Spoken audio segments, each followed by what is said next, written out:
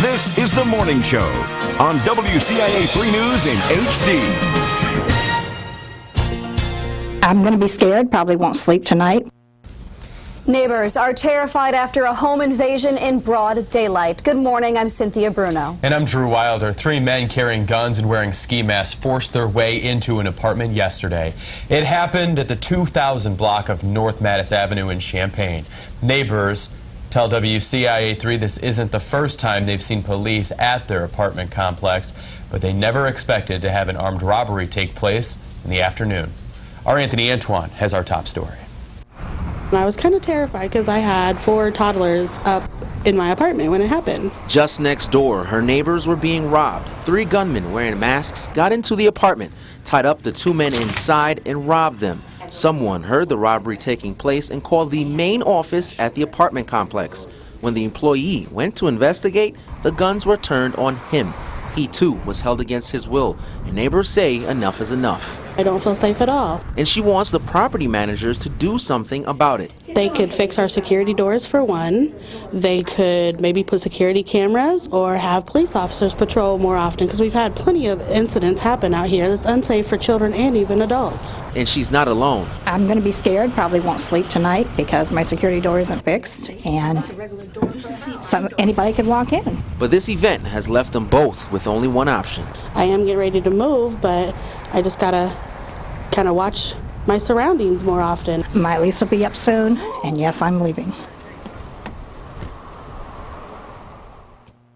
Anthony Antoine reporting. Police say the men fled the scene heading east on Bloomington Road. At least one of them got into a white 2-door vehicle near Bloomington and Cynthia Drive.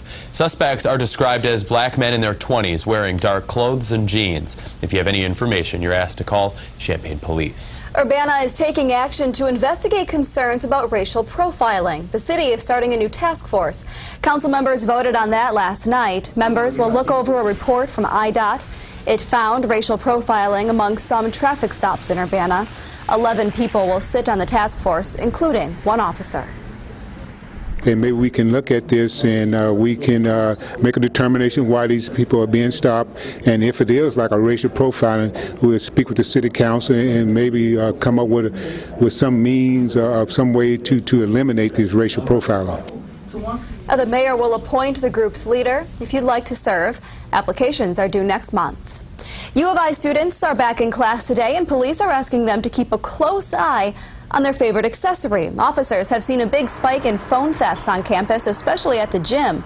They're reminding students to keep their phone in a coat pocket or backpack.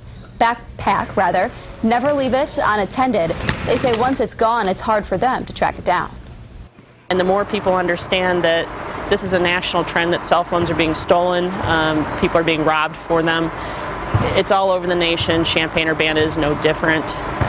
So we want people to be aware of that, and it could just simply by being aware of it can actually reduce the number of thefts that we have. Urbana police have more tips posted online. Just head to their Facebook page.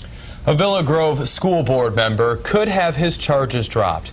James Kessner is charged with felony theft. He's accused of taking money from movie investors last year, but he's taking part in a diversion program. It would require him to pay back more than $100,000 in restitution. But if he does that, the charges would be removed from his record. A Champaign man is charged with armed robbery. Police say 40-year-old Antonio Gibson robbed the Hardys on Bradley Avenue over the weekend. He was arrested a short time after he took off with the money. Gibson's bond is set at $25,000. He'll be back in court next month. All classes at Purdue University are canceled today, and counseling services are being made available after a student was shot and killed on campus yesterday. That shooting happened in the school's electrical engineering building. Police say it appears the suspect was targeting the victim and no one else.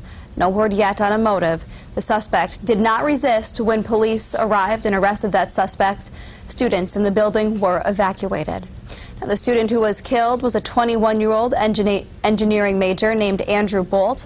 Around 8 o'clock last night, students gathered in the freezing temperatures for a candlelight vigil in honor of Bolt.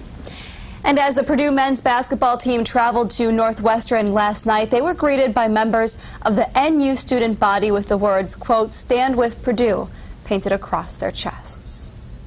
Still to come this morning on The Morning Show, why parents are worried schools may overcrowd classes to save money. Also, medical marijuana rules have been released, and now it's your chance to weigh in. And another chill heading into central Illinois. Once again, wind chill advisory that will go into effect for tonight. How cold is it going to get and how long is it going to stay? I'll tell you coming up next. Live from your local news leader, Cynthia Bruno, Drew Wilder, Central Illinois' most accurate forecast with meteorologist Lisa Meadows, and live